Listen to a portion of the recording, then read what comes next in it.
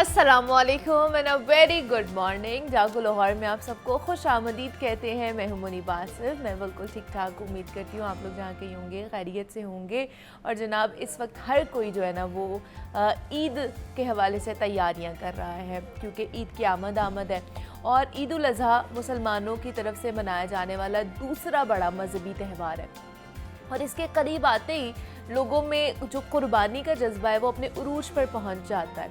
इस ईद कुर्बान पर जब आप इस फरीज़े की अदायगी करें तो चंद एक बातों पर अमल करके इसे अपनी पिछली ईदों से मुख्तलिफ ज़रूर बना सकते हैं। अब इस ज़िमन में सबसे पहली और अहम तरीन बात सफाई की है, जिसका ख्याल रखना ना सिर्फ हमारा एक मजहबी फरीज़ा है बल्कि एक ज़िम्मेदार शहरी के तौर पर हमारी अखलाकी ज़िम्मेदारी भी बनती है।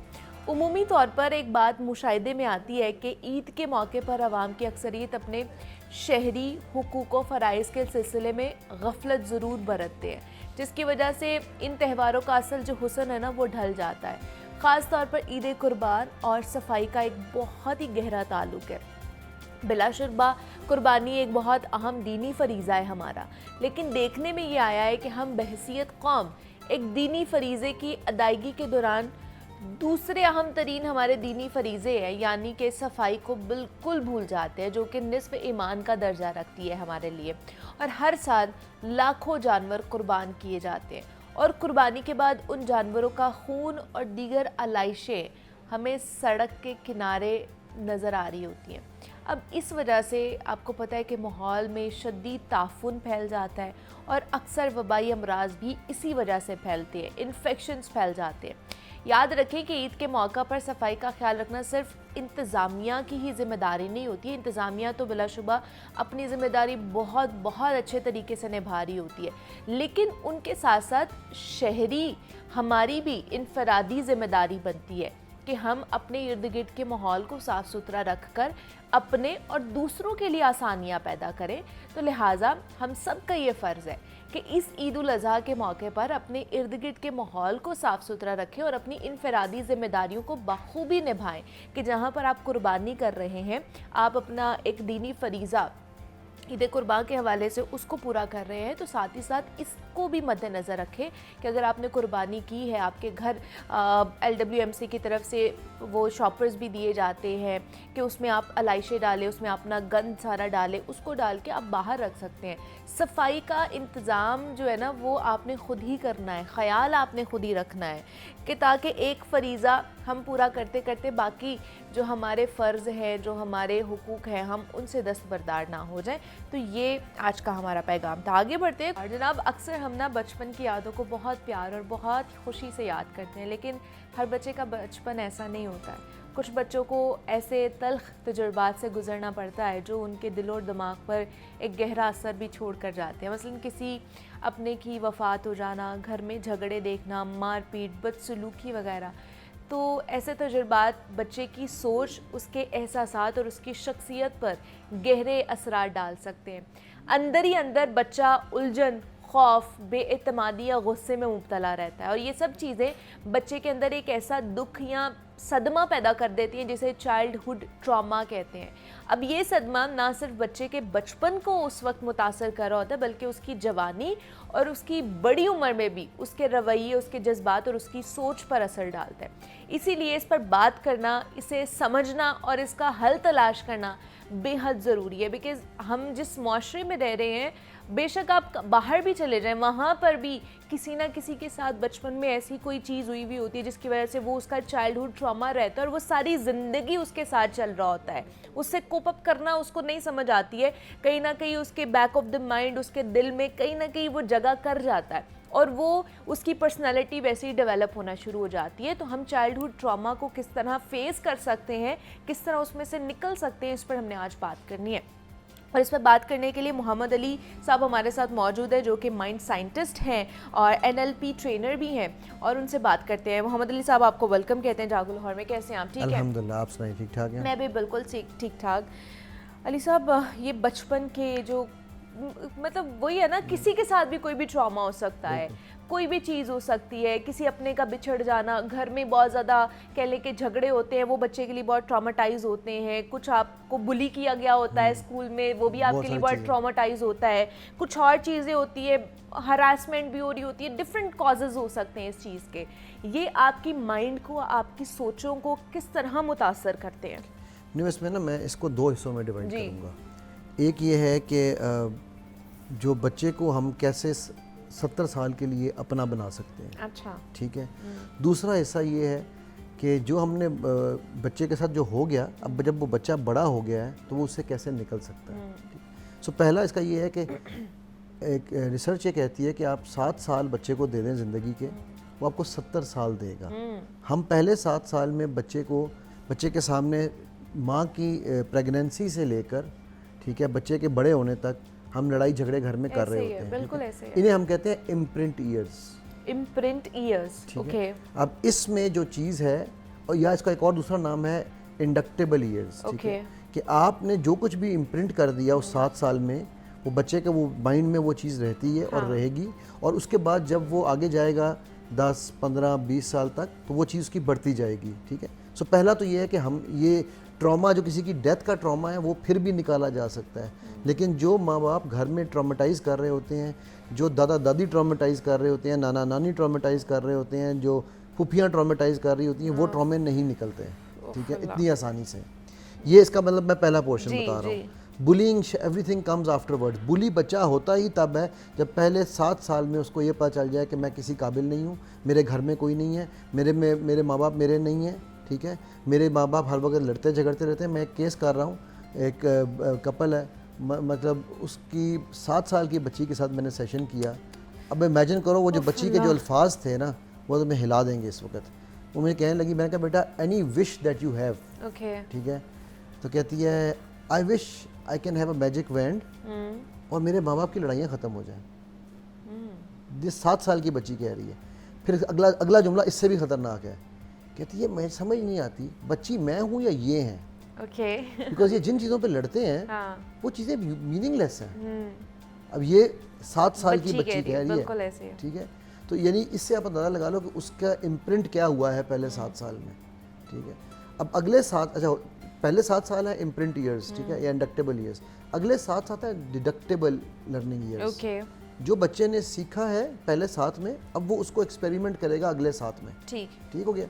सो अगर उसने पहले 7 में गुस्सा सीखा है तो वो गुस्से का एक्सपेरिमेंट करेगा और उसका असर देखेगा। अगर उसने पहले 7 में प्यार सीखा है तो वो प्यार बढ़ाएगा। पहले 7 में कॉन्फिडेंस सीखा है तो अगले में कॉन्फिडेंस होगा। और अगर पहले 7 में तू चुप कर, तू बच्चा है, तू बदतमीज़ है, तो वो अगले 7 साल में ये टेस्टिंग करेगा अपने माँ बाप के साथ, पहले अपने सिबलिंग्स के साथ। अभी एक और केस है एक बच्ची का 9 साल का, कि जी वो बच्ची जो है ना, वो छोटे बहन भाइयों को ऐसे मारती है कि जैसे पता नहीं हमने भी कभी उसको नहीं ऐसे मारा।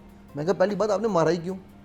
ठीक है, तो उसने वो सीखा है ना पहले 7 साल में। और वो छोटा भाई जो है वो 5 साल छोटा है, तो उसके लिए तो पहले 4 साल वो क्वीन थी, राइट। तो उसको बजाय इसके कि आप समझाते हैं कि यार ये भाई आया है, सिबलिंग राइवलरी आपने, क्योंकि हमने ये लफ्ज़ सीखे हुए हैं ना।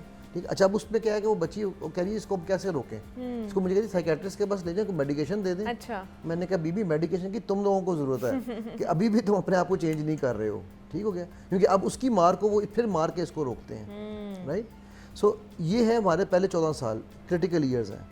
अच्छा, अब जिसके साथ ये हो चुका है जी, उसको मैं सिंपल से एक बात कहता हूँ कि if your mother did not, मेरे पास ना एक केस मैं आपको सुनाता हूँ बड़ा मज़ेदार। मैं शारजा में था वहाँ पर, तो उधर मेरे पास एक क्लाइंट आया, he was around 35 years old. और मैंने ज़िंदगी में 3 केस ऐसे किए हैं कि जहाँ पर मैंने ये सेंटीमेंट सुना है कि मुझे अपनी माँ से नफ़रत है। माँ से नफ़रत बड़ा स्ट्रॉन्ग सेंटीमेंट है, ठीक है। तो उनमें से ये एक केस है। अच्छा। वो कहता है कि आई हेट माई मदर। मैंने कहा क्यों? कहता है she did not give me milk when I was born. उसने मुझे अपना दूध नहीं पिलाया। अच्छा। मतलब इमेजिन करो आपके बच्चे के माइंड में क्या चीज़ बैठी हुई है। मैंने उससे कहा, मैंने सेशन रोक दिया। मैंने कहा एक काम कर, ये नीचे दुकान है, जाके वहाँ से 200 लीटर दूध खरीद और पी जा सारे का सारा। यार तुझे 2 साल पहले तो हो सकता है वो बीमार हो सकता है उसको प्रॉब्लम हो, कोई मसला हो सकता है, बिल्कुल। मैंने कहा तुझे 2 साल से दूध नहीं पिलाया, तू 35 साल तक उसको रगड़ रहा है, ये जहालत है या नहीं? और उस 35 साल में तूने अपनी बीवी को तबाह किया हुआ है, बच्चों को तबाह किया हुआ है, बेटी को, ठीक है, एग्जैक्टली, वो चेन चलती आती है, राइट। तो वो कहता है बट वो दूध पीने से वो महरूमी तो नहीं जाएगी। मैंने कहा यार मैंने फिर उससे जुमला बोला जो मैं हमेशा कहता हूँ, pain is a choice, sorry pain is inevitable, ठीक है, दर्द तो होनी ही होनी है जी, सफरिंग इज अ चॉइस, कि आप उसमें कितना रह रहे हैं, उस पेन को कितना बर्दाश्त कर रहे हैं। एक दफ़ा पेन हो, क्योंकि देखिए अल्लाह सुब्हान तआला ने कुरान में बताया ना, आज साइंस ने साबित किया, जो अल्लाह ने कुरान में कहा कि हम इनकी जिल्दें उतारेंगे, इनको अजाब देंगे, फिर जिल्द लाएंगे, फिर अजाब। अब जिल्द क्यों? आज साइंस ने साबित कर दिया है कि नोज़िसेप्टर्स जो है पेन के, वो हमारी सिर्फ जिल्द में है। आपको टीका लगता है, लगते हुए उई, उसके बाद नहीं होता, पता भी नहीं चलता क्या हो रहा है। तो अब वो पेन इज इनएविटेबल, लेकिन उसके बाद सुई अंदर चली गई है तो हाय टीका लगा हुआ है, टीका लगा हुआ है, तो वो सफरिंग है, और हम वो सफरिंग में जिंदगी गुजार रहे हैं, ठीक है। सो चाइल्डहुड ट्रॉमास के जो हमने 2 पोर्शन की बात की ना, सेकंड पोर्शन जो है वो तो हम उसको कभी डिटेल में जाएंगे, बट जो फर्स्ट पार्ट है वो समझना ज़रूरी इसलिए है कि पेरेंट्स कैसे मोहब्बत के नाम पे बच्चों से जुल्म करते हैं, एक्सप्लॉइट कर रहे होते हैं बच्चों को मोहब्बत के नाम पे। हाँ एक्सप्लॉइट, तुम ये करोगे तो तुम्हें टॉफ़ी मिलेगी, ठीक हो गया, तुमने अच्छा फिर उसके सामने लड़ाई झगड़े तो हो ही रहे हैं, वो तो एक वो हम समझते हैं कि ये तो मसला है कि बड़ा कॉमन चीज होगी वे ना हमारे मुआशरे में, इस चीज को वो नहीं समझते हैं, गलत नहीं समझते हैं ना, हाँ, कि घर में ऊंच नीच हो ही जाती है, मतलब झगड़ा हो ही जाता है, बहस हो ही जाता है, तो हम क्या ही करें, कहाँ जाएं हम, कहाँ जाएं। इसीलिए मैं मशवरा देता होता हूँ, गाड़ी में बैठो, अच्छा लॉन्ग ड्राइव पे जाओ, ठीक है, जाके डंडे उठाओ, दूसरे के साथ फाड़ो, वापस आ जाओ। बच्चों के सामने वहाँ कह सकोगे ना एक्सीडेंट हो गया, यहाँ तुम ये नहीं कह सकते कि यहाँ पर जो एक्सीडेंट कर रहे हो वो बड़ा खतरनाक है, वो उनकी जिंदगियाँ किस तरह तबाह कर रहे हैं आप। एग्जैक्टली। सो पहली चीज़ तो ये है कि एक चीज़ यहाँ पर ये समझिए, क्योंकि हमारे यहाँ पर जॉइंट फैमिलीज हैं ज़्यादातर, ठीक है, which is actually a blessing, ठीक है। However that blessing becomes a curse, जहाँ पर जंग सिर्फ मियाँ बीवी की नहीं रह जाती, खानदान की हो जाती, खानदान की, नंद की, सास की, हाँ, ठीक है, बहू की, बहनों की, भाइयों की, तेरे माँ बाप, मेरे माँ बाप, तेरा घर, मेरा घर, ठीक है। वो 25 साल, अभी मैं केस कर रहा था एक साथ, तो 25 साल की शादी है, तो खातून आके कहती है हमारे घर में ऐसा नहीं होता था, इसके घर में ऐसा होता है। मैंने कहा बीबी तुम्हारी शादी किस उम्र में हुई थी? कहती 19 साल में। मैंने कहा तो 19 साल तुम रही हो उस घर में जिसको तुम माँ बाप का घर कह सकती हो, तुम कह रही हो हमारे घर में, तो तुमने 25 साल में तुम्हें ये घर अपना घर ही नजर नहीं आया, तुम अपना बना ही नहीं सकी, ठीक है। अब ये वो थॉट प्रोसेसेस हैं जो हमारी खवातीन को समझ ही नहीं आते, और जिसकी वजह से मामला ज़्यादा खराब हो रहे होते हैं। अच्छा, अब बच्चे के साथ आपने वो जो इम्प्रिंट ईयर्स में कर दिया है ना, उसको आप नलीफाई कर सकते हैं। अच्छा, हमारे घरों में क्या होता है कि जी माँ को अगर हस्बैंड पे गुस्सा है, लड़ाई हुई है, ससुराल वालों से लड़ाई हुई है, तो वो गुस्सा कहाँ निकलता है? बच्चे पे गुस्सा भी निकलता है, और सहेली भी बच्चा होता है, बताया भी उसको जाता है, देख तेरे बाप ने ये किया, हर चीज उसको बताया जा रहा होता है। वो बेशक 5 साल का बच्चा ही क्यों नहीं है, उसके ऊपर गुस्सा भी निकल रहा है, उसको मारा पीटा भी जा रहा है, और उसके साथ सहेली भी बनी हुई है। हर चीज उसको बताई जा रही है। हाँ, ये चीजें हमारे बच्चों की जो सोच है ना, उसको बहुत ज्यादा तबाह कर रही है। एग्जैक्टली। और एक और भी चीज है इसके साथ साथ, जो हमारा थर्ड पेरेंट है ना, ये थर्ड पेरेंट, ये उस पर कमी नहीं कर रहा। इस थर्ड पेरेंट को आप उठा के देख लें, जब वो इंस्टा हराम है, फेसबुक है, मेरे नाम जरा डिफरेंट है, अच्छा। मैं फेसबुक नहीं कहता, फेसबुक कहता हूँ, अच्छा। इंस्टाग्राम नहीं कहता, इंस्टा हराम कहता हूँ, ठीक है। तो जब ये सारे को आप बच्चों को दे रहे होते हैं, इनमें बच्चों को रील्स भी कौन सी दिखा रही है, हाँ जी, ऐसे ही है, क्योंकि माँ ऊंची आवाज़ में बैठ के वही रील सुन रही होती है, ठीक है। अच्छा, इसी तरह हम बच्चों को आइडेंटिटीज कैसे दे रहे होते हैं। मेरा बच्चा जो है ना बड़ा शैतान है, आपके घर आएगा सारे बर्तन तोड़ देगा। अभी अल्लाह की बंदी, इब्लीस को, शैतान को तो अल्लाह ने मलून करार दिया हुआ है, रजीम कहा हुआ है। तुम अपने बच्चे को शैतान का लेबल दे रही हो पहले से खुद, और दूसरों को भी बता रही हो कि ये शैतान है। अब उसकी आइडेंटिटी क्या बनेगी? सही है, ठीक है। और कहीं ना कहीं उसका, वो कह लें कि उसके दिमाग में वो चीज़ बैठेगी और उसका रवैये भी वैसे होना शुरू हो जाएंगे।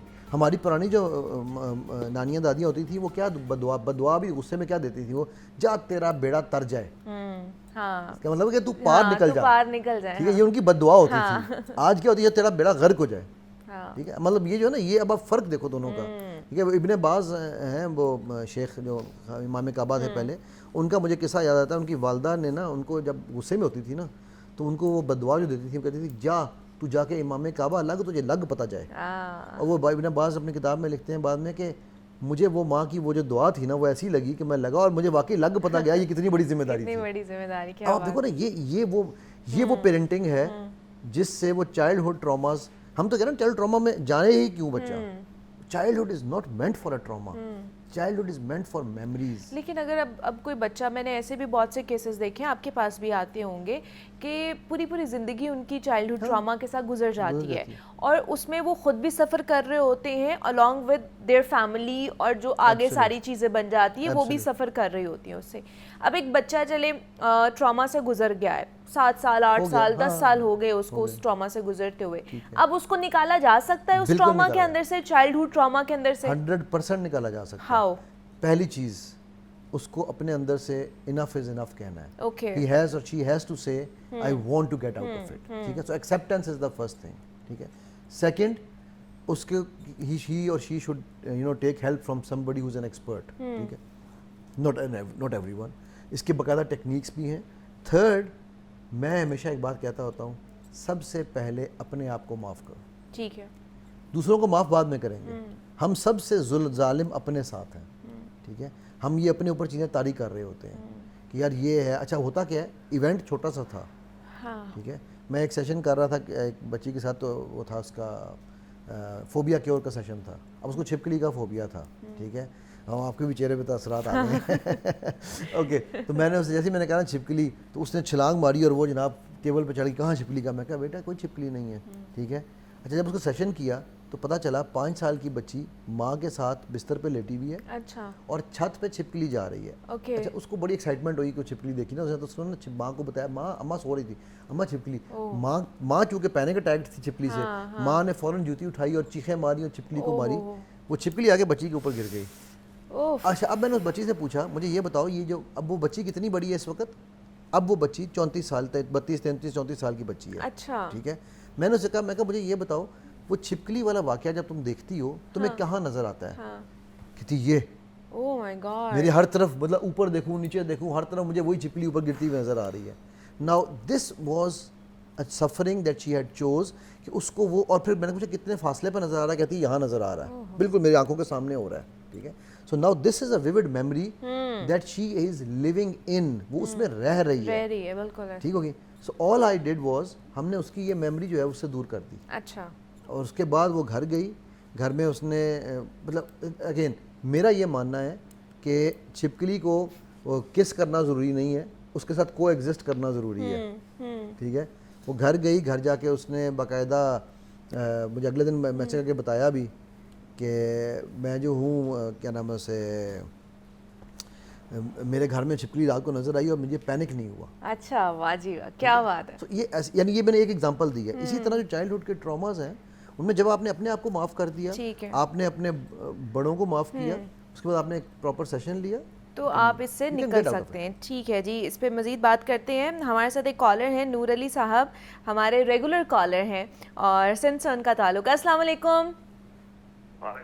बेटा खैरियत है, खुश हो? ठीक, बेहतरीन प्रोग्राम चल रहा है आपका। बहुत शुक्रिया नूर साहब, कैसे हैं आप? ठीक हैं? हाँ अल्हम्दुलिल्लाह। तो डॉक्टर साहब की जो बातें हो रही है, जो भी बच्चों के सदमे, भैया मैं भी बचपन में इस सदमे से गुजरा हूँ। अच्छा जी। ये होता था कि मेरा दोस्ती होती थी उर्दू स्पीकिंग से, मेरे से सिंधी स्पीकिंग है मेरी, तो मैं हॉकी भी खेलता था, मैंने संघर्ष का एथलीट भी हूँ, जेवलिंग भी मैंने थ्रो किया, मैं हॉकी भी खेली, एथलीट भी रहा हूँ, साइकिल रेसर भी हूँ, सब कुछ मैंने किया था। मेरे जो चाचू थे, मेरे मामू थे या मेरे बहनोई थे, वो मुझे इन बातों पर बहुत मारते थे कि भाई तू इधर नहीं जा, जाके डंगर चढ़ा, पैसे चढ़ा, ये कर वो कर, फिर भी मैंने छोड़ा नहीं।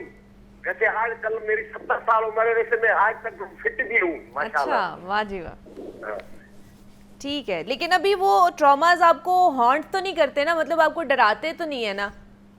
नहीं, वो बेचारे गुजर गए, मेरे माऊ भी गुजर गए, बहन भी गुजर गए, चाचू भी गुजर गए।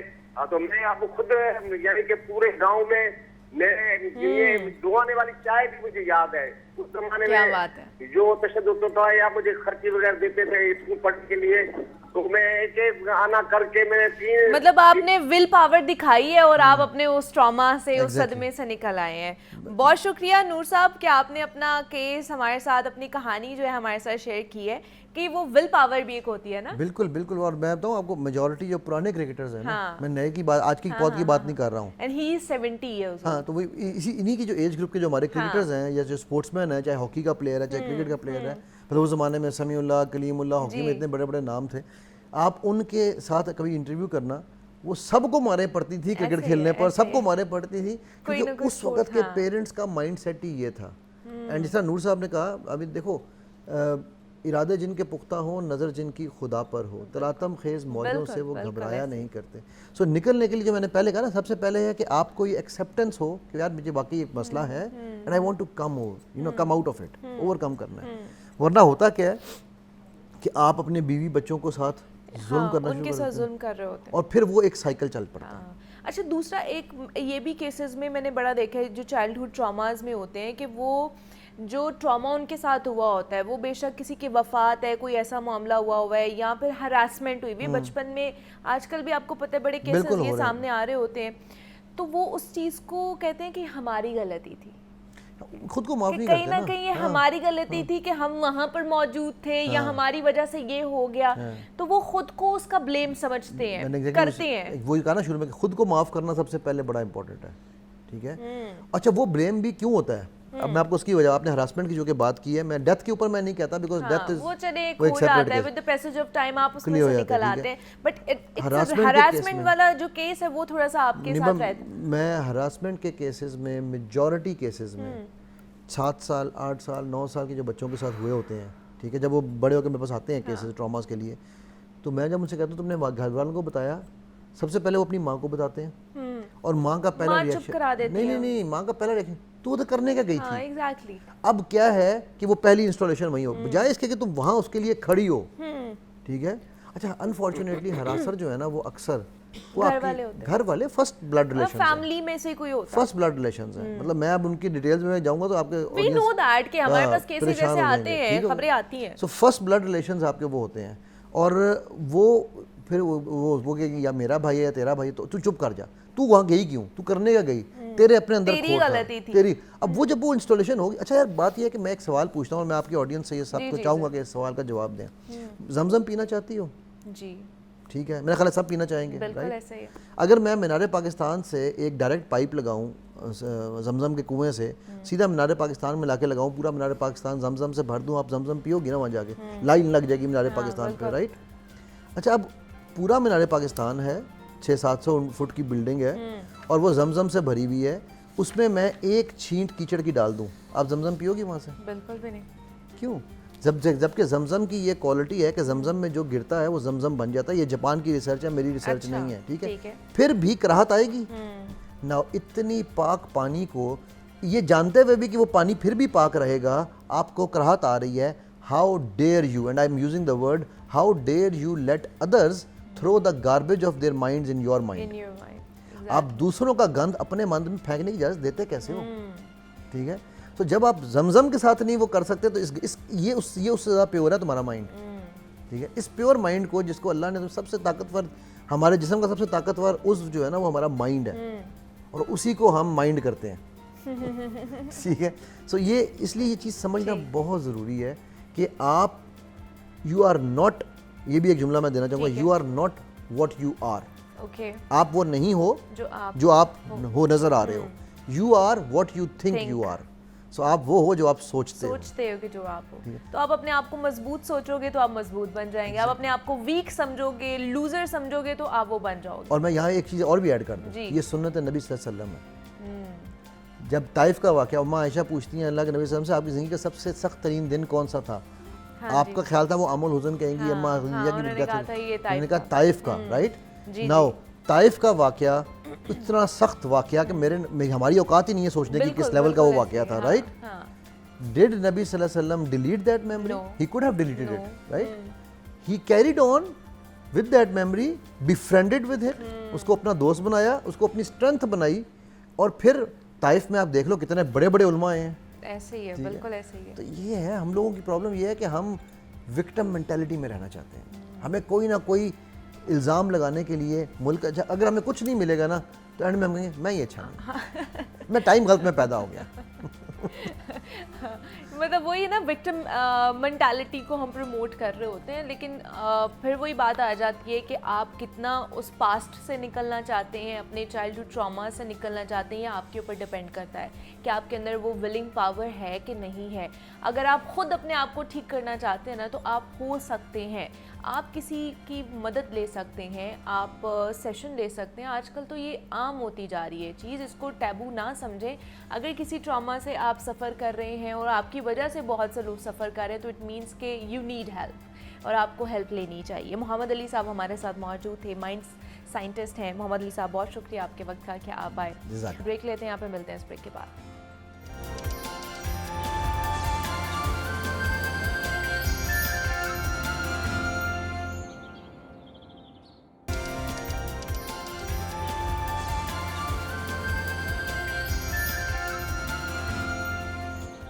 वेलकम बैक टू जागो लाहौर। जनाब, हम अक्सर शादी को सिर्फ ना एक दिन की तकरीब समझ लेते हैं, लेकिन असल कहानी तो उसके बाद शुरू होती है।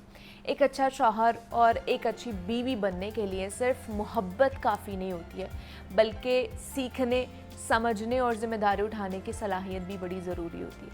अगर लड़का और लड़की को शादी से पहले ये तरबियत दी जाए कि आपने रिश्ते कैसे निभाने हैं, इख्तलाफात अगर आ जाते हैं तो उसको कैसे सुलझाना है, आपस में एक दूसरे के ख़ानदान की इज़्ज़त कैसे करनी है, और मुस्तक़बिल में वालिदैन बनकर अपने बच्चों की तरबियत कैसे करनी है, तो ना सिर्फ उनकी जो अज़दवाजी ज़िंदगी है वो बेहतर हो सकती है, बल्कि वो एक मज़बूत ख़ानदान की बुनियाद भी रख सकते हैं, जो कि एक बड़ी इम्पॉर्टेंट चीज़ है, बेसिक चीज़ है मुझे तो लगता है। तो हमने इस पर बात करनी है कि प्री मैरिज काउंसलिंग कितनी इम्पॉर्टेंट है, और वो दोनों को दी जानी चाहिए, लड़के को भी लड़की को भी। हमारे यहाँ पे सिर्फ लड़की को बताया जाता है कि भाई तूने ये करना है, आगे जा रही हो तुम, शादी होने वाली है, तुमने यहाँ पे कॉम्प्रोमाइज़ करना है, ये चीज़ें करनी है, वो चीज़ें करनी है। बट उसको ये नहीं बताया जाता, या लड़के को भी ये नहीं बताया जाता कि एक ज़िम्मेदारी है अब आपकी, अब आपने मिलकर आगे बढ़ना है। तो ये कितना ज़्यादा ज़रूरी है, इस पर बात करने के लिए डॉक्टर ताहिरा रुबाब ने हमें ज्वाइन किया है, जो कि कंसल्टेंट साइकोलॉजिस्ट हैं, रिलेशनशिप एक्सपर्ट हैं। तो डॉक्टर ताहिरा, आपको वेलकम कहते हैं जागो लाहौर में। कैसी हैं आप? ठीक है, बिल्कुल ठीक, थैंक यू सो मच। आजकल ये हो रहा है वैसे, मतलब लोगों ने इम्पोर्टेंस इसको दी है कि प्री मैरिज काउंसलिंग होनी चाहिए हमारे बच्चों की, कि नहीं होनी चाहिए? ये इम्पोर्टेंस तो लोग अब थोड़ा थोड़ा रियलाइज करना, अच्छा रियलाइज कर रहे हैं, चलिए शुक्र है, ये भी है अभी कि रियलाइज कर रहे हैं। क्योंकि मेरा क्लिनिक इज़ द प्लेस जहाँ पे हम लोग प्री मैरिटल काउंसलिंग करते हैं, ब्यूटीफुल माइंड्स के नाम से हम लोग इस पे प्री मैरिटल काउंसलिंग जो है वो करते हैं। लेकिन अभी तक कोई बहुत बड़ा नंबर जो है वो हमने नहीं देखा कि लोग आ रहे हों, और बड़े, हाँ, आदमियों में थोड़ा सा ये रुझान ज़्यादा हुआ है कि वो थोड़ा सा प्री मैरिटल जो है वो काउंसलिंग भी करवाएं, लेकिन उसके साथ साथ जो है वो थोड़ा सा अपनी हेल्थ के बारे में भी थोड़ा सा सीख लें कि उनको कोई इशू तो नहीं है, कोई चीज़ तो नहीं चल रही। लेकिन औरतों में ये रुझान, या लड़कियों में भी ये रुझान जो है वो कम है। बट ऑफ कोर्स आपको पता है हम बहुत पीछे हैं बहुत सारी चीज़ों में, तो हमें आगे आते आते काफ़ी टाइम लग जाता है। हाँ। जब दुनिया बदल जाती है तो हम अभी स्टेज को क्रॉस कर रहे होते हैं। एग्जैक्टली। तो थोड़ा सा चेंज ज़रूर आया हुआ है, लोग इस तरफ आना शुरू हुए हैं, and this is very important actually Muniba, कि इसमें थोड़ा सा जो है आपको ये प्री मैरिटल काउंसलिंग इतनी ज़्यादा इंपॉर्टेंट है, क्योंकि हम सब जो है ना वो शादी के हल्ले गुल्ले को बस इमेजिन करते हैं, और इवन पोस्ट मैरिटल जो चीज़ें आती हैं वो तो बहुत ज़्यादा आते हैं। हाँ। जिन लोगों की शादी के इख्तलाफात शुरू हो चुके हैं, शादी के इख्तलाफात जो हैं वो हफ्ते 10 दिन के अंदर भी हो सकते हैं, बिल्कुल, वो अगले दिन भी हो सकते हैं। तो वो लोग आके जब बताते हैं ना कि मतलब चीज़ें अब मैनेज नहीं हो रही, तो आप सोच रहे होते हो कि अच्छा पहले आपने देखा था कि मतलब ये बंदा, इसकी फैमिली, ये वो सारी चीज़ें, इवन बहुत सारे लोगों को पहले से ये आइडिया हो जाता है मिलने मिलाने पे कि शायद ये रिलेशनशिप नहीं चल पाएगा। अच्छा। मगर लोग उस रिलेशनशिप में चले जाते हैं कि शायद सही हो जाएगा, कि शादी के बाद ठीक हो जाएगा, शादी के बाद ठीक हो जाएगा। एग्जैक्टली। खास तौर पर जब अगर लड़का आपका कुछ नहीं कर रहा, बेरोजगार है, निकम्मा है, तो उसकी शादी कर दो, ठीक हो जाएगा। शादी, एग्जैक्टली। लड़की आएगी ठीक कर लेगी, लड़की है, कोई जादू, वो कोई क्या है, उसको क्या समझ लेते हैं? एग्जैक्टली। उस लड़की का बिल्कुल काम नहीं है आपके बेटे को ठीक करे आके, या उसके साथ जिंदगी गुजारने आई, उसको ठीक करने नहीं आई। तो आप नहीं कि जिसको 30 साल तक कर सके वो उसको लड़की कैसे करेगी? वो भी उससे छोटी उम्र की लड़की, वो भी उससे छोटी उम्र की लड़की उसको ठीक कर सकती है। सो दिस इज वेरी मज़ाक़ के जी ये क्या एक्चुअली है। तो एक्चुअली जो है प्री मैरिटल काउंसलिंग जो है वो आपको प्रिपेयर कर देती है उन सारे चैलेंजेस के लिए जो आपकी शादी के बाद आपको फेस करने पड़ते हैं। अच्छा, अब मुझे ये इस पॉइंट में ये बताएं कि ये क्या प्री मैरिटल काउंसलिंग हर जोड़े के लिए है, हर किसी के लिए है जो भी शादी कर रहा होता है? असूलन तो यस, हर बंदे के लिए ये है, बिकॉज हमारे यहाँ पे आप देखिए मैरिटल रिलेशनशिप समझा बहुत अहम जाता है। शादी का शौक भी सबको होता है, मगर इसके ऊपर बात कोई नहीं करता, इस रिलेशनशिप को निभाने की कोई बात नहीं करता, इसकी इंपॉर्टेंस के ऊपर कोई बात नहीं करता। सो ये मैं समझती हूँ हर बच्ची और बच्चा जो शादी करने वाले हैं उनको कम से कम 3 मंथ्स पहले अपनी ज़िंदगी के इस अहम चैप्टर के बारे में मालूमात लेनी चाहिए, इसके बारे में सोचना चाहिए और इसके बारे में मामला फहमी सीखनी चाहिए कि उसने किस तरह से डिफरेंट लोगों के साथ जाके एडजस्ट करना है, किस तरह से उसने डिफरेंट लोगों को मैनेज करना है और अपने शोहर के साथ कैसे मैनेज करना है, ख़ासतौर पे लड़कियों ने। एंड देन जो है आदमियों ने अपनी बीवी, क्योंकि देखिए हमारे आदमी जो है ना, ख़ास तौर पे मैं इस यहाँ पे बड़ी अच्छा टॉपिक आपने मुनीबा, जो मेरे दिल के बहुत करीब टॉपिक है, आपने वो छेड़ लिया कि एक्चुअली आदमी हमारे यहाँ पे जो है ना, उन्होंने 3 रिलेशनशिप सिर्फ देखे होते हैं, औरतों के 3 रूप देखे हैं, बल्कि 2 कहूँगी, एक माँ और बहन मेनली। अच्छा, अब हमारे यहाँ पे क्योंकि डेटिंग कल्चर आम नहीं है, विच इज़ गुड, ना ही हमारे यहाँ पे फ्रेंडशिप्स तो होती हैं मगर हम समझते हैं कि नहीं होती, समझते हैं। अच्छा, अब वो क्योंकि आपने और घर में भी जो रोल आप देखते हो वो माँ बाप का रोल देखते हो, मियाँ बीवी किस तरह के होते हैं, ये हमारे यहाँ पे कभी मैनिफेस्ट नहीं होता। एग्जैक्टली। अब होता क्या कि आपको सिर्फ पता है कि मियाँ बीवी जो होते हैं वो माँ बाप होते हैं, हम मियाँ बीवी को सिर्फ माँ बाप से एसोसिएट, एग्जैक्टली, जबकि ये रोल बहुत डिफरेंट है, इस रोल की रिस्पॉन्सिबिलिटीज बहुत डिफरेंट है, इस रोल की एक्सपेक्टेशंस बहुत डिफरेंट है। आपको अपनी बहन के लिए बकायदा टाइम निकालने की जरूरत नहीं होती, उसके साथ अपने चलते चलते उसके काम करते हुए उसके साथ सारी चीजें हो जाती हैं। बीवी के लिए आपको बकायदा टाइम निकालना होता है और मैनेज करना होता है। इसी तरह से जब वो आपके घर में आ जाती है तो आपको अपनी माँ के लिए, खुदा न खास्ता आपको अपनी माँ के लिए कोई उसके इज्जत एजर्ट नहीं करवानी होती, वो ऑलरेडी इस्टेब्लिश्ड है, वहाँ पे ऑलरेडी आपकी माँ की घर में बहुत ज़्यादा इज्जत होती है। बीवी के लिए आपको ये करना पड़ता है, आपने करवा, और जिस घर में आदमी ये नहीं कर सकता वहाँ की औरत हमेशा सफ़र करती है, हमेशा। And this is what we really need to tell our boys कि एक्चुअली उन्होंने अपनी बीवियों को अपनी माँ या बहन नहीं समझना, वो उनकी पार्टनर हैं। और पार्टनर का मतलब ये है कि हर वो चीज़ जो आप, मतलब एक पार्टनर के, एक लाइफ पार्टनर के साथ जो रिलेशनशिप आपका होता है वो सबसे करीबी ताल्लुक होता है, और उस ताल्लुक के ऊपर उसको इन्वेस्ट भी उतना ही करना होता है। शादी के बाद आपकी बीवी आपकी प्रायोरिटी होनी चाहिए। आई एम नॉट सेइंग कि आपको अपनी फैमिली छोड़नी है, लेकिन मैं ये ज़रूर कह रही हूँ कि आपने ये जगह बनानी है उस औरत के लिए कि अब ये उसकी जगह वहाँ होनी चाहिए आपके घर के हर मामले में और हर फैसले में। ये चीज़ें लड़कों को सिखाना बहुत ज़्यादा ज़रूरी है, क्योंकि अभी भी हमारी सोसाइटी में इवन जेनजीज जो हैं वो ये फेस करते हैं कि जी शादी के बाद, क्योंकि हमारे यहाँ पे ये माहौल ही नहीं है कि मियाँ बीवी को थोड़ा अलग टाइम दिया जाए, प्राइवेसी नहीं है ना यहाँ पे, समझते ही नहीं है प्राइवेसी कोई चीज़ है। एग्जैक्टली, पोस्ट मैरिटल डिप्रेशन यूं होता है लोगों को, अगले ही दिन आंख खुल जाती है कि ओ माय गॉड ये क्या हो गया। तो हाँ, तो ये चीज़ें जो हैं ये बच्चियों और बच्चों को समझाने की ज़रूरत होती है। एंड देन क्योंकि बच्चियों ने सारी ज़िंदगी सोचा था हम अपने घर जाएंगे, हम अपने घर जाएंगे, जब अपने घर जाती हैं तो पता लगता है कि नहीं, अपना घर नहीं है, ये तो घर सास का है या फिर किसी और का घर है, हमारा घर ही नहीं है। एग्जैक्टली, आपने उसको वो लिबर्टी नहीं दी होती कि वो उसको अपना घर समझ पाए, क्योंकि उसके ऊपर चेक एंड बैलेंस बहुत ज़्यादा होता है, उसकी छोटी छोटी गलती को मॉनिटर किया जाता है। अच्छा, अब ये फिर बता दें जो हमारे देखने वाले हैं कि अगर अभी उनकी शादी होनी है तो उससे पहले कौन कौन सी ऐसी चीज़ें जिनको मद्देनज़र रखना चाहिए, यहाँ पर हम उसे प्री मैरिटल काउंसलिंग में उसका शुमार कर सकते हैं? सबसे इम्पॉर्टेंट बात जो है ना, जब आपका रिश्ता तैयार हो रहा हो तो आप अपने दिल की बात को ज़रूर सुनिए। गट फीलिंग आती है ना, हाँ। वो सच होती है, उसको 100% वेटेज उसकी होती है, उसको ज़रूर हम समझें प्लीज़। और जब आपको फील हो रहा हो कि ये चल नहीं सकता या आपको कोई कंसर्न उसके अराउंड अराइज हो रहे हो, शादी से पहले उसको एड्रेस कर लें। अगर आप किसी बंदे के साथ जो है उससे बात करने को रेडी नहीं हो रहे, उसके साथ इमोशनली कनेक्ट नहीं कर पा रहे हैं, या आपको लग रहा है कि वहाँ पे जाके चीज़ें नहीं ठीक होंगी, दैट इज़ अ नो गो, मत जाइए वहाँ पे। या अपने कंसर्न जो आपके दिमाग में आ रहे हैं उसको बहुत ओपनली अपने पार्टनर के साथ या जिसके साथ आपकी शादी होने वाली उस बंदे के साथ बात करें प्लीज़। अब ये वो दौर नहीं है कि जी लड़के और लड़की ने बात नहीं करनी, उन 2 लोगों का बात करना बहुत ज़रूरी है जिनकी शादी होनी है। यस, उनको अपनी बाउंड्रीज़ में और अपने हदूद में रह के अपनी ज़िंदगी, आने वाली ज़िंदगी के बारे में बातचीत करना बहुत ज़्यादा ज़रूरी जो है वो है। डिस्कशन होनी चाहिए। ये ख़ास तौर पे अपनी गट फीलिंग को देखें। अगर आपको लगता है कि शुरू में कोई बंदा बड़े इमोशनल टेंट्रम्स आपको दिखा रहा है, आपकी चीज़ों को जो है वो क्रिटिसाइज़ बहुत ज़्यादा कर रहा है, तो these are the red flags. आपने इसको पहले से, और ये ज़रूरी है कि आप उसकी फैमिली से बार बार मिलें, उसकी फैमिली आपसे बार बार मिले, ताकि आपको ऑब्जर्वेशन चले। ये रेड फ्लैग्स पे और बात करते हैं। ये बड़ा इंपॉर्टेंट है आजकल, red flags and green flags हुआ हुआ है कि हु यू आर। तो इस पे बात करेंगे। हमारे साथ अभी सबा ने ज्वाइन किया है, हमें कॉलर है फैसलाबाद से, उनका ताल्लुक। अस्सलाम वालेकुम। वालेकुम सलाम। कैसी हैं सबा, आप ठीक हैं? अल्हम्दुलिल्लाह। मेरा आपसे सवाल है कि मेरे हस्बैंड जो है वो बाहर होते हैं की कंट्री में। आपकी आवाज़ कट रही है सबा, दोबारा से बताइएगा। मेरे हस्बैंड जो है वो बाहर होते हैं जापान में। ठीक है। तो उनके जो रिश्तेदार है ना, मतलब वो जो जिम्मेदारियां जो है वो निभा नहीं रहे सही तरह से। ना वो मुझसे मिलते हैं ना कुछ। अगर मैं अपने हस्बैंड से कंप्लेन करती हूँ तो वो उल्टा। आपकी आवाज़ कट गई है सबा। हेलो।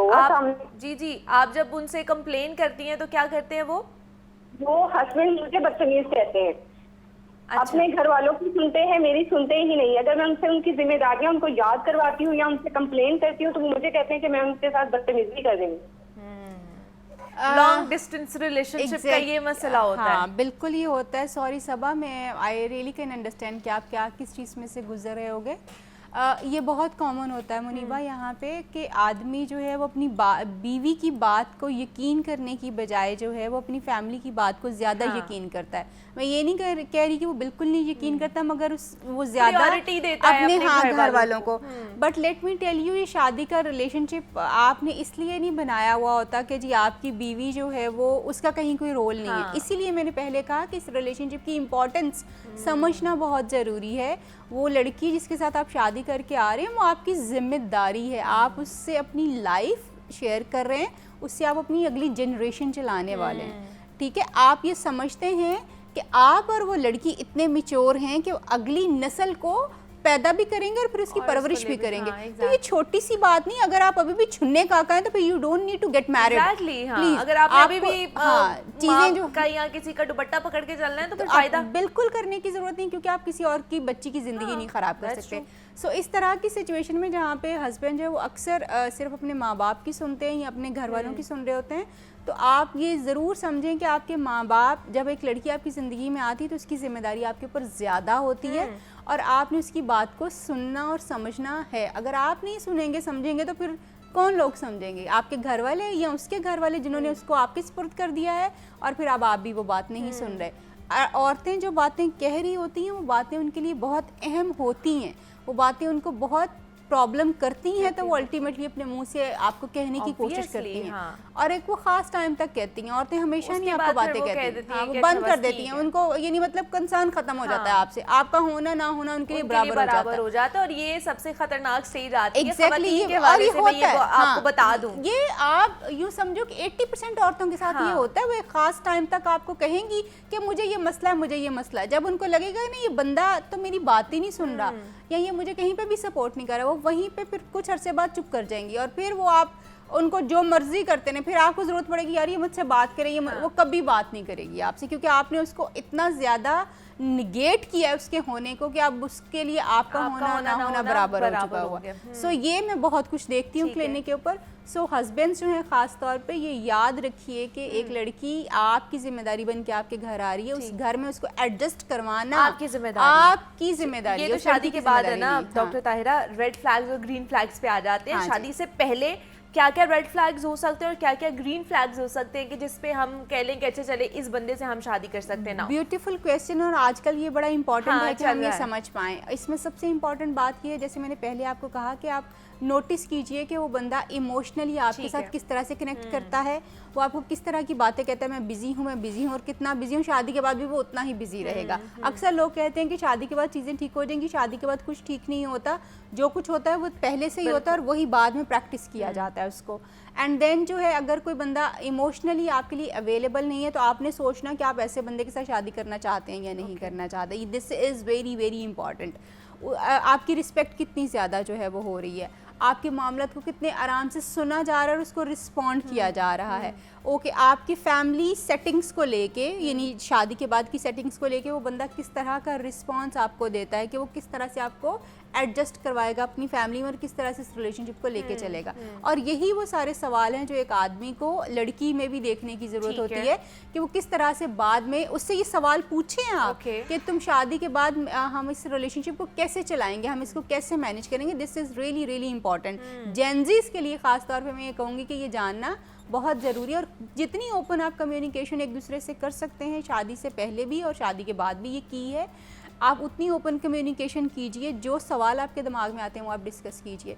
अक्सर लोग आपको जब शादी से पहले टाइम नहीं देते, वो बाद में नहीं देंगे। जो लोग एंग्री आपके साथ शादी से पहले होते हैं वो बाद में भी होते रहेंगे। एग्जैक्टली, पहले तो चले वो कोई 2-3 घंटे आपसे मिल रहे हैं ना, बाद में आपने पूरा दिन उनके पूरी जिंदगी उसके साथ गुजारनी है। और कोशिश ये करें कि जहाँ पे कोई बंदा आप रिलेशनशिप में दोनों लोग इनिशिएट करते हैं बातचीत करना, लेकिन if it's only you, every time you have to initiate, stop. इसका मतलब ये कि you are not welcome there. आप वहाँ पे अपनी जगह बनाने की कोशिश कर रहे हैं और वो जगह नहीं बन रही। और अगर किसी बंदे को, हस्बैंड को भी ये लगता है कि नहीं तुम ही कर लिया करो, होने वाले हस्बैंड को भी ये लगता है कि जी तुम ही कर लिया करो कॉल, तुम ही कर लिया करो, तो वो भी एक रेड फ्लैग है कि मैं ही क्यों कर लूँ, आपने भी करना है। क्योंकि ये रिलेशनशिप इक्वल है, इसमें रिलेशनशिप में कोई ऊपर नीचे, इज्जत और एहतराम तो दोनों तरफ से है, मगर इसके अलावा और कुछ ऊंचे नीची चीज़ें जो हैं वो नहीं है। ये रेड फ्लैग्स जो हैं ये हर इंसान, और अपनी अम्मा के बारे में और अपने घर वालों के बारे में बंदा क्या बात करता है, वो बंदी क्या बात करती है, फैमिली कितनी इंपॉर्टेंट है, इन चीज़ों को ज़रूर नोटिस कीजिए। और उससे पूछिए कि फैमिली के जब शादी होगी उसके बाद उसका जो लिविंग सेटिंग होंगी वो क्या होंगी। ये वेरी वेरी इंपॉर्टेंट, क्योंकि विद ड्यू अपॉलॉजी पाकिस्तान का फैमिली सिस्टम जो है वो शादियों को ख़राब करने में काफ़ी अहम रोल प्ले कर रहा है, काफ़ी अहम रोल प्ले कर रहा है। तो ये इसके बारे में हमें बात करना बहुत ज़रूरी है और इसके अरेंजमेंट्स करना बहुत ज़रूरी जो है वो हमें है। और उसमें रोल एंड रिस्पॉन्सिबिलिटीज़ की बात कीजिए कि अगर लड़की जॉब करती है तो वो किस तरह चीज़ें मैनेज करेगी, क्या वो उसको जॉब करने दी जाएगी, नहीं दी जाएगी।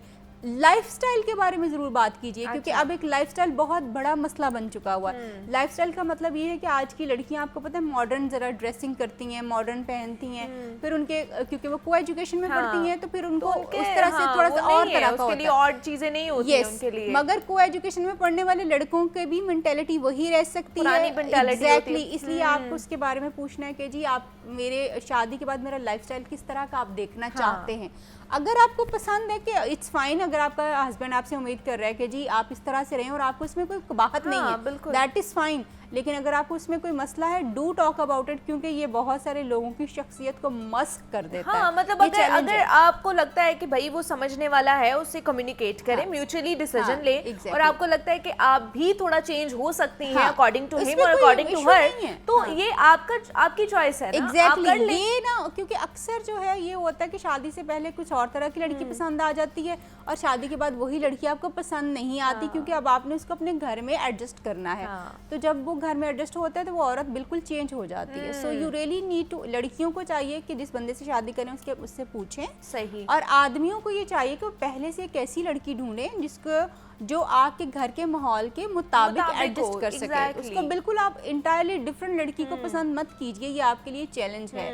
आपके वैल्यू सिस्टम्स जो हैं वो सेम होने चाहिए। अगर आपके वैल्यू सिस्टम्स में कहीं किसी के कोई बड़ा इख्तलाफ है तो फिर वो एक चैलेंज जो है वो हो सकता है। जितने सिमिलर आप होते हैं आप उतने ही ज़्यादा करीब रह सकते हैं। जो सारी चीज़ें, खासतौर पर अगर ग्रीन फ्लैग्स अगर आपने जो इनलिस्ट किए हैं, इनमें अगर देखा जाए तो इमोशनल अवेलेबिलिटी नहीं है, इमोशनल कनेक्शन नहीं है, तो इसके बगैर रिलेशनशिप चल जाता है। बाकी सारी चीज़ें हों, फाइनेंशियल भी, बाकी सारे मामलात भी सही हों, लेकिन अगर इमोशनल स्टेबिलिटी नहीं है दोनों की, या इमोशनल कनेक्शन नहीं है, तो मामला चल जाएंगे? मुनीबा 4 चीज़ें सबसे ज़्यादा इम्पॉर्टेंट हैं जो मैं अभी बताना चाहूँगी, और जिन लोगों की शादियाँ होने वाली हैं या सोच रहे हैं वो इस चीज़ को ज़रूर कंसिडर करें। 4 तरह की कंपैटिबिलिटी आपको हर हाल में चाहिए अपने पार्टनर से। पहली कंपैटिबिलिटी है आपकी मेंटल कंपैटिबिलिटी, कि आप एटलीस्ट एक बंदे से बात तो कर सकें, उससे जो डिस्कस करना चाहते हैं वो एक ही सोच के ऊपर जो है वो। दूसरी जो कंपैटिबिलिटी है वो इमोशनल कंपैटिबिलिटी है, मतलब मुझे इस वक्त ज़रूरत है कि तुम मेरे पास बैठ के मेरा दुख सुन लो या मेरी बात सुन लो, और आप मुझे कह जाओ कि मैं बिजी हूँ। तो इसका मतलब, या कोई बात नहीं, इंसान बिजी भी होता है, आप कह सकते हैं कि अभी बिजी हूँ, थोड़ी देर तक बात करता या करती हूँ, तो फिर आप उसको बात करो, उसको जाने ना दो, निगलेक्ट ना करो। सो आपकी इमोशनल कंपैटिबिलिटी बहुत ज़्यादा है। आपकी फिजिकल कंपैटिबिलिटी बहुत ज़्यादा ज़रूरी है।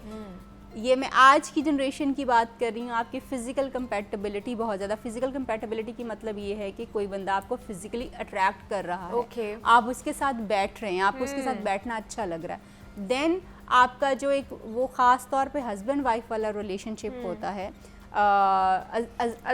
इज़्दवाज जो होता है, यस, उसका अट्रैक्शन होना बहुत ज़्यादा ज़रूरी है कि आप उस इंसान के साथ उस लेवल तक जा सकते हैं। मैंने बहुत सारे ऐसे क्लाइंट्स और यंग कपल्स देखे हैं जिन्होंने शादियां इसलिए कर ली कि घर वालों ने कहा था, या उन्होंने इसलिए ये सोच के कर ली कि जी कोई बात नहीं, शादी के बाद तो हो जाएगा। ऑनेस्ट टू गॉड मैं आपको बता रही हूँ कि मैं उन लोगों के ये कंप्लेंट्स देखती हूँ कि हमें एक दूसरे से फिजिकल अट्रैक्शन नहीं होती, हमें एक दूसरे के साथ इमोशनल अट्रैक्शन नहीं होती। मैं पूछती हूँ शादी क्यों? शादी से पहले लगता था कि चलो हो ही जाएगी, नहीं हो रही तो मतलब नहीं होगी, ये याद रखिए। उसको आपको क्रिएट करना पड़ेगा, फिर आपको उसके ऊपर काम करना पड़ेगा, प्रोवाइडेड कि आप उस बंदे के साथ रहना चाहते हैं। हाँ, अगर आप उस पर शादी के बाद काम करेंगे तो चीज़ें सीधी ज़रूर हो सकती हैं, मगर ये अगर आपको पहले से नज़र आ गया है तो फिर it's a no go. Please अपनी और दूसरे किसी इंसान की ज़िंदगी ख़राब मत कीजिए। अगर आपको एक करियर ओरिएंटेड औरत चाहिए अपनी ज़िंदगी में, तो करियर ओरिएंटेड औरत को समझने के लिए ये ज़रूर देखें कि उसके और क्या क्या, उसने ऑफिस जाना है, अपना काम करना है, उसने आपका घर मैनेज करना है, आप इसको कैसे डिस्ट्रीब्यूट करेंगे। और काम करने वाली औरत अगर शादी के बाद अपनी जॉब को कंटिन्यू रखना चाहती है तो उसने ये सोचना है कि उसने अपना घर, अपना शोहर और बाकी सारी, क्योंकि लेट मी टेल यू कि आज की औरत का मसला ये बन चुका हुआ है कि वो प्रोफेशनली तो बहुत ग्रो कर गई है, लेकिन फैमिली उसकी सफर कर गई है। एग्जैक्टली। तो आपके हमेशा आपका शोहर आपके लिए प्रायोरिटी होना चाहिए आपकी बाकी सारी प्रायोरिटीज़ के साथ। ये आपने पहले से एडजस्ट करना है, अपने आप को बताना है कि मैंने इस तरह की सिचुएशंस अगर आ जाती हैं तो मैंने मैनेज कैसे करना है। इसको हम प्री मैरिटल काउंसलिंग में एड्रेस करते हैं और बच्चे और बच्चियों दोनों की ट्रेनिंग करवाते हैं। लोग हमारे कोर्सेज में इनरोल होते हैं, अच्छा। वहाँ पे उनको हम कंप्लीट जो है वो पोस्ट मैरिटल और प्री मैरिटल में क्या क्या चीज़ें होनी चाहिए, उन्होंने अपने बिहेवियर्स क्या चेंज करने हैं, उन्होंने क्या किस चीज़ के लिए अपने आप को तैयार करना है, ये सारी चीज़ें हम ब्यूटीफुल माइंड्स पे बाकायदा क्लासेस होती हैं और वहाँ पे सिखाया जाता है। सो लोग जो है वो उसको अटेंड कर सकते हैं। But this is one of very important thing कि आप इसको सीखें, क्योंकि हमारे यहाँ पे हालांकि हमारा रिलीजन इसको बड़ा इन्फोर्स करता है, इसको बहुत इनकरेज करता है, मगर हम नहीं बात करते। हम ये तो सिखाते हैं शादी बड़ी इंपॉर्टेंट है, मगर उस शादी के रोल एंड रिस्पॉन्सिबिलिटीज़ क्या हैं वो नहीं बताते हम। हमें पता मुझे लगता है कि डॉक्टर ताहिरा के लड़का लड़की के साथ ना बाकी घर वालों की भी प्री मैरिटल काउंसलिंग होनी चाहिए। ब्यूटीफुल ये बहुत इम्पोर्टेंट है कि कहीं ना कहीं वो तो एडजस्ट कर लेते हैं, बाकी नहीं एडजस्ट कर पा रहे होते, एक्सेप्ट ही नहीं कर पाते। हाँ। लोग अगले आने वाले बंदे को, जो वो खातून खास तौर पे, जो क्योंकि खातून नहीं हमारे कल्चर में तो जाना होता है, बेहतर तो ये है कि कोई एक नया कंपाउंड बने, वहाँ पे लड़का भी अपना घर छोड़ के और लड़की भी अपना घर छोड़ के दोनों रहे, तो रिश्ता सोचिएगा ज्यादा बेहतर नहीं जाता है। तो वो लेकिन जब लड़की आती है तो घर वाले, सास नहीं एक्सेप्ट कर पाती, सास को ये लगता है कि मेरे ही बराबर कोई एक और आ गया, उसी एक उस पे स्टेटस पे आ जाता है ना, वो भी बहू थी वो भी बहू थी, तो वो ये बहुत ज़्यादा हो जाता है। उस लड़की को एक्सेप्ट करना बहुत ज़्यादा मुश्किल है लोगों के लिए। उसके खाने पीने से लोग जेलस होते हैं यार, उसके सोने, मतलब शादी के बाद आपको ऐसा लगता है कि ऐसा इम्तिहान शुरू हो गया है जो आप सोच ही नहीं सकते, क्योंकि आपने अब सोना अपनी मर्जी से नहीं है, आपने अब खाना अपनी मर्जी से नहीं है, आपने कहीं आना जाना अपनी मर्जी से नहीं है। जबकि शादी का मतलब ये है कि मोर इंडिपेंडेंस, आप अपने डिसीजंस कर सकते हैं, आप अपने तरीके से अपनी लाइफ को गुजार सकते हैं, आप अपना टाइम अपने हिसाब से मैनेज कर सकते हैं, आप अपने हस्बैंड के साथ टाइम अपनी मर्जी से, मगर हमारे यहाँ पे शादियों में ऐसा नहीं वो है। पहले एक घर में सारे वो हो रहे होते हैं, डिपेंडेंसी हो रही होती थी, अब वो 2 घर हो गए होते हैं। बिलीव कि मैं 2-3 दिन पहले खातून आई, बहुत पढ़ी लिखी खातून। अच्छा। तो मैंने पूछा कि ताल्लुक उस आई ही इसीलिए थी कि ताल्लुक बहुत ज़्यादा ख़राब है, तो मैंने पूछा कि आपका फैमिली अरेंजमेंट क्या है। अच्छा। शादी को तकरीबन कोई 10 साल हो चुके हैं, 10 साल हो चुके हैं, पढ़ी लिखी वर्किंग लेडी और हस्बैंड भी बहुत अच्छा वर्किंग और फाइनेंशियली स्टेबल लोग। अच्छा, तो मुझे उसने बताया कि घर का अरेंजमेंट ये है कि एक एक कमरा हम सबके पास है। तो मैंने कहा आपके बच्चे कहाँ सोते हैं? शी सेड कि वो हमारे कमरे में सोते हैं। जिन घरों में ये हाल होगा कि बच्चे 10-10 साल के 8-8 साल के भी होके आपके कमरे में सो रहे हैं, वहाँ पे हस्बैंड वाइफ का रिलेशनशिप नहीं पनप सकता। ये चीज़ें आपको पहले से, जब मियाँ बीवी एक दूसरे से ओपनली बात करते हैं, जैसे मैंने कहा कि आप ये पूछें कि फैमिली अरेंजमेंट्स, लिविंग अरेंजमेंट्स क्या होंगे हमारे, बहुत इंपॉर्टेंट है। और लड़कों को इस बात के लिए अब ट्रेन होना चाहिए कि उन्होंने या तो शादी से पहले या शादी के फ़ौरन बाद अपनी लाइफ को स्टार्ट करने के लिए एक ऐसा अरेंजमेंट करना है जहाँ पे वो अपनी मैरिटल लाइफ को भी सेट कर सके और अपनी फैमिली को भी टाइम दे सके। प्लीज़ ये समझ लीजिए कि आपकी वाइफ आपके लिए आपके घर में आ रही हैं, आपके साथ अपना टाइम गुजारने आ रही हैं। यस, आपके रिश्तेदारों के लिए और आपके घर वालों के लिए नहीं आ रही है, ये भी समझ लें। एग्जैक्टली कि वो उनको ख्याल रखें, बहुत अच्छी बात है, क्योंकि हम अपने माँ बाप का भी ख्याल रखते हैं, उनका ख्याल रखना कोई बुरी बात नहीं, लेकिन at the same time primarily वो आपके लिए आ रही है, तो आपको उनको टाइम देना। यस, आप अपने शोहर की फैमिली को इज्जत दीजिए, उनका ख्याल रखिए, उनके साथ कभी बदतमीजी ना कीजिए, उनकी माँ को बिल्कुल उस तरह से सपोर्ट करें जैसे आप अपनी माँ को करते हैं। इसमें कोई मजाक वाली बात नहीं। अगर आप कहें कि जी हस्बैंड अपनी फैमिली को, क्योंकि ये भी बड़ी लड़कियों की होती है कि ये मिलता ही क्यों है अपने घर वालों से, जाता ही क्यों, so this is wrong way to put the things. ये बिल्कुल नहीं होना चाहिए।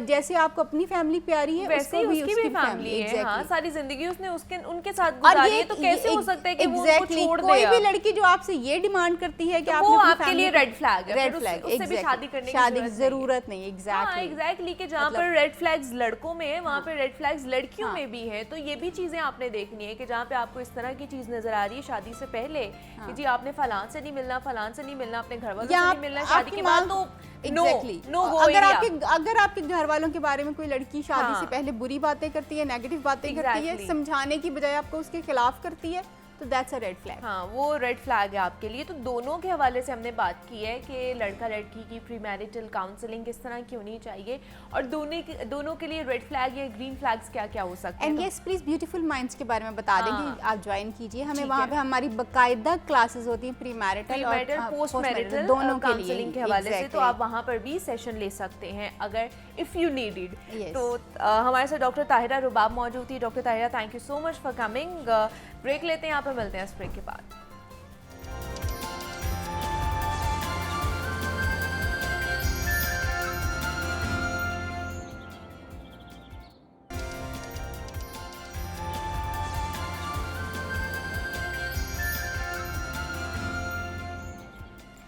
वेलकम बैक टू जागो लाहौर। जनाब, एक ऐसे इवेंट के ऊपर बात करते हैं जो कि पाकिस्तान में कह लें कि तवातुर से हो रहे हैं। लाहौर में ही जनाब जुम्मे को एक निजी शोबे के ज़ेरे तमाम होने वाला मिस्टर एंड मिसेस पाकिस्तान मुकाबला ना सिर्फ मुल्क के मुख्तलिफ इलाकों से ताल्लुक़ रखने वाली बल्कि बैरून मुल्क मकीम पाकिस्तानी ख़वातीन ने भी इसमें शिरकत की है, जो कि आलमी सतह पर मुकाबले हुस्न में हिस्सा लेने की ख्वाहिशमंद है।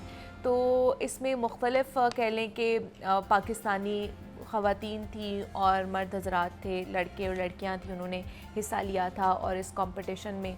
और इसी की कह लें कि एक जिन्होंने हिस्सा लिया था अफशा अहमद, उन्होंने हमें ज्वाइन किया है, जो कि मिस पाकिस्तान यूनिवर्सल 2025 का जिन्होंने ये टाइटल जीता है। तो उनसे बात करते हैं, उनसे जानते हैं कि ये कंपटीशन कैसा होता है, कौन कौन इसमें जो है ना वो हिस्सा ले सकता है। तो अफशा, आपको वेलकम कहते हैं जागो लाहौर में, और दूसरा कॉन्ग्रेचुलेशंस। Thank you. कैसी हैं आप? ठीक है, मैं ठीक हूँ, आप कैसी हैं? मैं भी बिल्कुल ठीक ठाक। अफशा, थोड़ा बताइए इस टाइटल के बारे में, और दूसरा कि ये कंपटीशन कैसे होता है और कौन कौन इसमें जो है ना पार्टिसिपेट कर सकता है? कोई भी कर सकता है। The criteria is very basic. You have to be, fit, good looking, educated, well presented, but you get, so that's why you get selected out of a huge pool of applications from all over the world.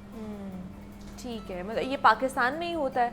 Ji, it used to take place in Canada, but COVID के दौरान around 2020 मैंने यहाँ move किया लाहौर में. अच्छा, लाहौर में ही है. तो आप पाकिस्तान, लाहौर से ही ताल्लुक़ रखती हैं आप? मैं झंग पाकिस्तान से ताल्लुक़. अच्छा, झंग से आप हैं, ठीक है.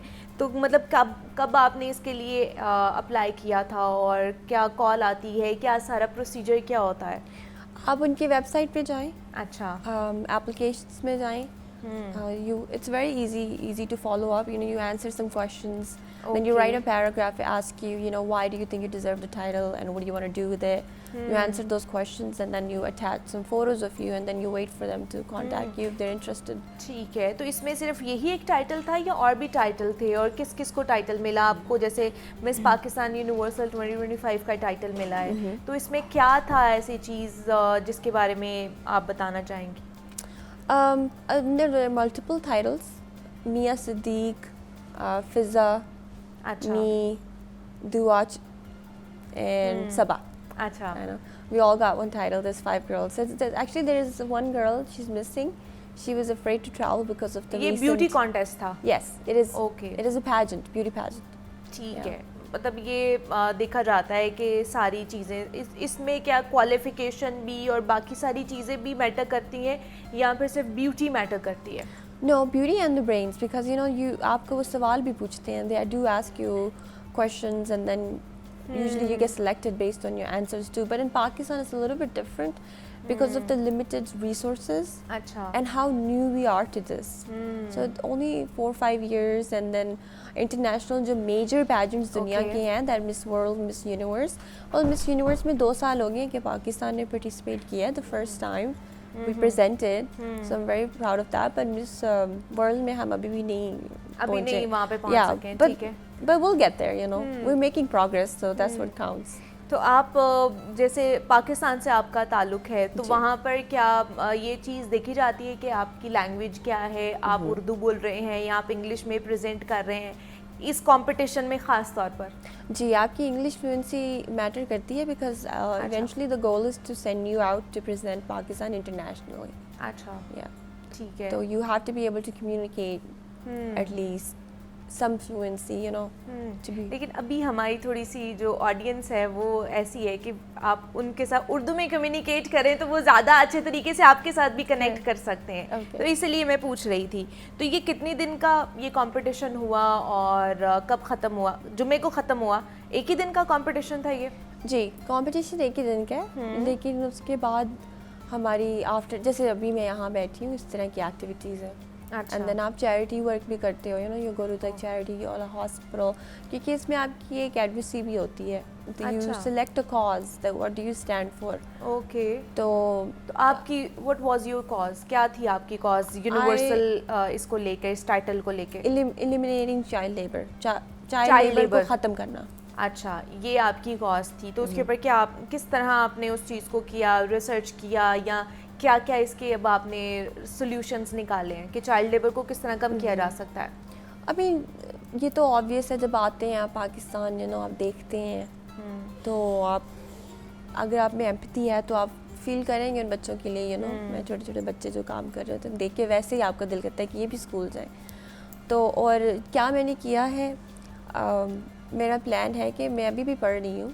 अच्छा. जब मेरी एजुकेशन ख़त्म होगी तो मैं कलेक्ट करूँगी फंड्स वगैरह, you know, I will promote my page and stuff like that. तो मैं कोशिश करूँगी कि मैं कुछ तो कर सकूँ. तो अभी आप पढ़ भी रही हैं, क्या पढ़ रही हैं साथ साथ? मैं नर्सिंग की भी है मैंने. अच्छा. मेरा लाइसेंस है, लेकिन मैं उसी अपनी डिग्री को एडवांस कर रही हूँ, मास्टर्स एंड ऑल. तो आगे पाकिस्तान में रहने का प्लान है या बाहर जाने, मूव करने का प्लान है? मैं बाहर रहती हूँ. अच्छा, बाहर रहती हैं. ठीक है. तो अभी सिर्फ इस कंपटीशन के लिए आई थी आप? जी. ओके, चलें, दैट्स रियली गुड. तो वापस कब जा रही हैं फिर? मैं 8th को जाएंगी.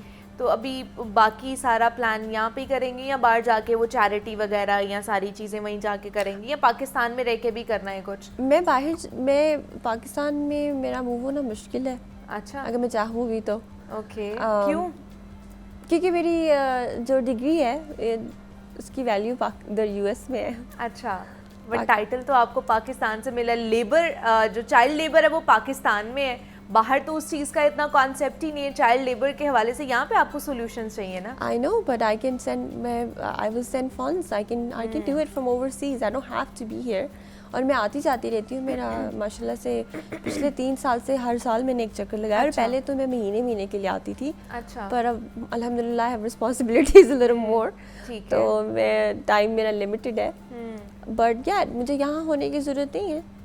आपको या तो आपको बहुत ढूंढना पड़ता है कोई बच्चा यहाँ काम करे ना, everywhere I can easily do that overseas. मतलब आगे रिसोर्स आप कर सकती हैं इसको, Yeah, आउटसोर्स सारी चीज़ों को कर मुझे सकती लगता है कि मुझे सोर्सेज भी वहाँ पे ज़्यादा अच्छी मिलेंगी। अच्छा, Yeah. तो वहाँ पर भी आप अपनी स्टडी कंटिन्यू कर रही हैं? जी ओके, तो साथ साथ आप ये भी इसके लिए भी काम करेंगी वहाँ पर बैठ? जी। ठीक है, तो मुझे ये बताइए कि अब इसके बाद भी किसी कंपटीशन में आपने पार्टिसिपेट किया है या करना है अभी? जी मैं करूँगी। मैं इंटरनेशनल पैजेंट में पाकिस्तान को रिप्रेजेंट करूँगी इंशाल्लाह। ठीक है, अब ये वाला ख़ास तौर पर जो मिस पाकिस्तान यूनिवर्सल का 2025 का बना है, ये भी आप लोगों को बाहर कहीं रेफ़र करते हैं? कोई ऐसा कंपटीशन हो जाता है तो यही लोग आप लोगों को रेफ़र करें? जी, हमारी ma'am Sonia Ahmed is the head director, और वही उन्हीं के कॉन्टैक्ट्स हैं, you know, she is in the field. तो फिर वो हम विनर्स में भी लड़कियां सेलेक्ट करती हैं दैट जो फिट करती है criteria for every pageant, because pageants की एज, हाइट, इस तरह के भी क्राइटेरियाज होते हैं that you have to meet. मतलब ये एज, हाइट और ये भी क्राइटेरिया है इस खास तौर पर कंपटीशन के लिए? जी, age, height, marital status, your physique, you know, somewhat level, वो सब चीज़ें काउंट करती हैं। आपकी एजुकेशन भी काउंट करती है। ठीक है, तो ये इसको इससे पहले मॉडलिंग वगैरह का शौक था या यही इसमें ही पहले सबसे पहले पार्टिसिपेट किया? नहीं, मैंने पहली दफ़ा ही और पहली दफ़ा ही टाइटल आपने अपने नाम कर लिए। चले जी, कॉन्ग्रेचुलेशंस। और अफशान, बहुत अच्छा लगा आपसे मिलके, थैंक यू सो मच। मतलब गुड कॉज के लिए आप ये चीज़ कर रही हैं, तो आई होप सो कि वो चीज़ आगे भी जाए। अफशान अहमद हमारे साथ मौजूद थी जिन्होंने मिस पाकिस्तान यूनिवर्सल 2025 का टाइटल जीता है। मुझे इजाज़त दीजिए, अपना ख्याल रखिएगा, अल्लाह हाफ़िज़।